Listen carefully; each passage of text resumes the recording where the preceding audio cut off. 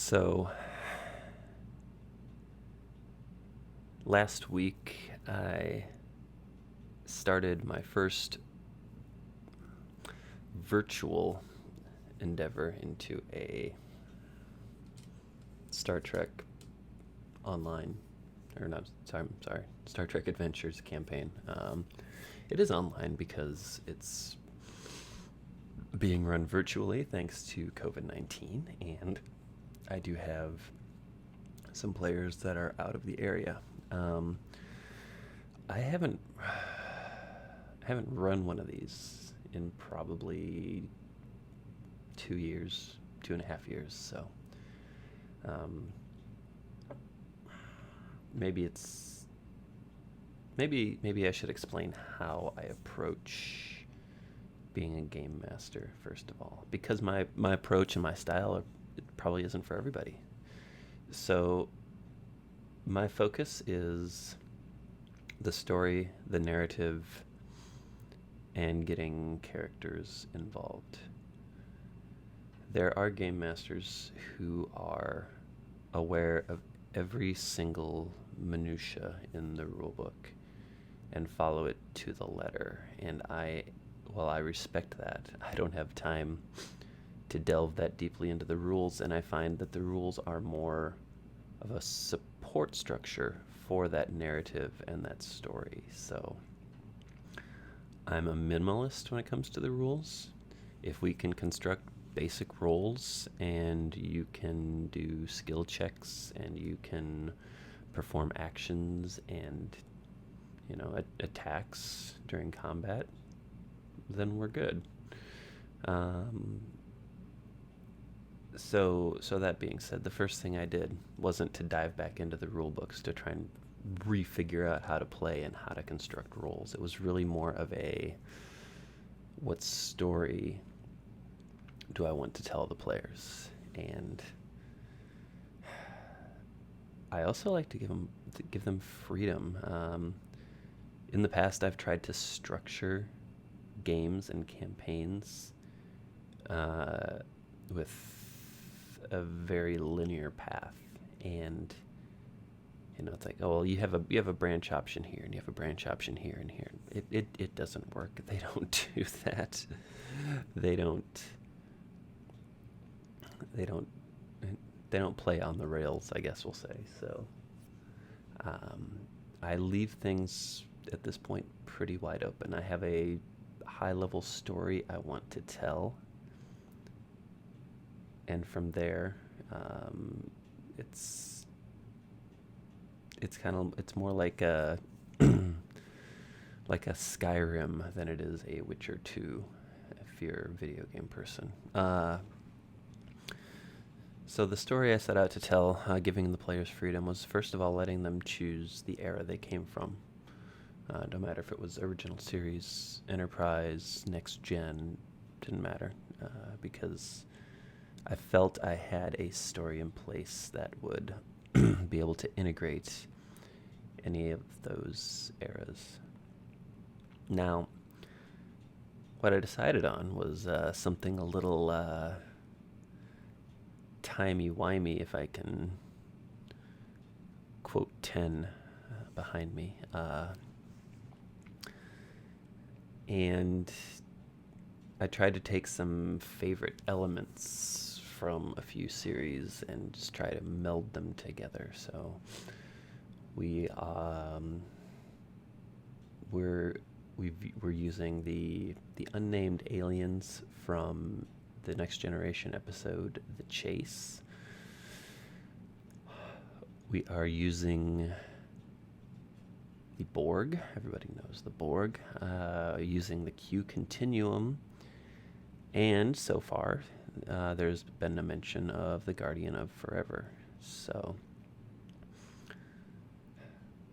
the basic premise, and I can say this and I can put it online because they've already played through the first session, is that this group of 6 officers, 3 are from the original series timeline and 3 of them are from Next Generation timeline, roughly I think the time of Star Trek Generations,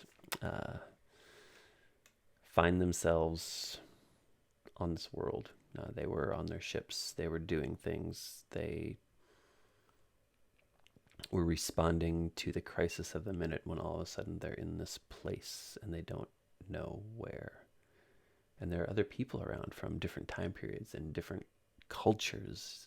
Some are military, some are civilian. They see Starfleet uniforms that they recognize and don't recognize. They appear to be people taken from all different time periods. And there is a Betazoid in the party who can't sense anything out of the ordinary. And the ops and the medical professionals from the Next Generation era use their tricorders, but they don't detect anything that would suggest this is an illusion, a fabrication, anything like that. And they start to look around, and they come across an admiral coming out of an elevator or a turbo lift.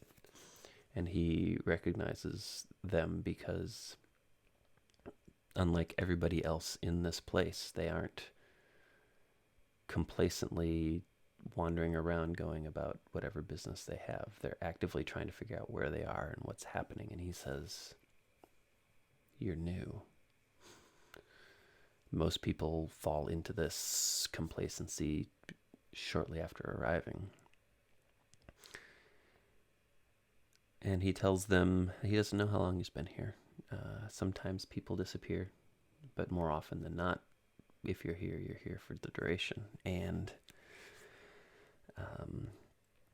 as they go outside, they encounter one of these unnamed aliens from the Next Generation episode, The Chase. And she begins to tell them why they're here, how they came to be here, that they were plucked from their ships a moment before death because they were identified as having the potential to stop this threat.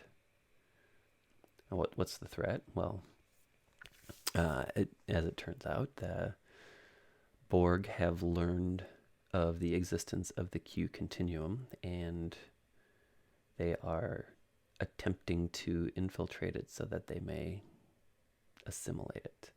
Now, you might say, well, wait a minute, they're basically gods. They can snap their fingers and get rid of the Borg threat.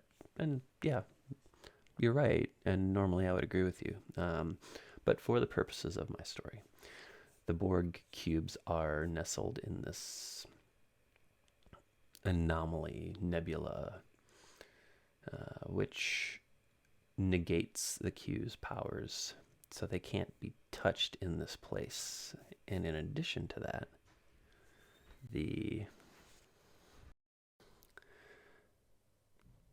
sorry, I had to press pause for a minute. So yes, this nebula, or this anomaly, negates the Q's powers, and it's also the point in the space-time continuum that is thinnest between our reality and the Q's reality. So they're attempting to pierce that. Now, the Q, sensing the threat, sent 3 into the nebula, knowing their powers would be stripped from them, to try to stop the Borg. They failed. 1 escaped, driven mad by his experiences. And he has been... Well, his powers became erratic after that, potentially because he was in the nebula and it affected him, or because of what he experienced with the Borg in there. The party doesn't know yet. So this Q became aware of the Guardian of Forever and is using that to try to figure out where and how the Borg became aware of the continuum, aware of the nebula. And since he's a little unhinged and his powers aren't quite right,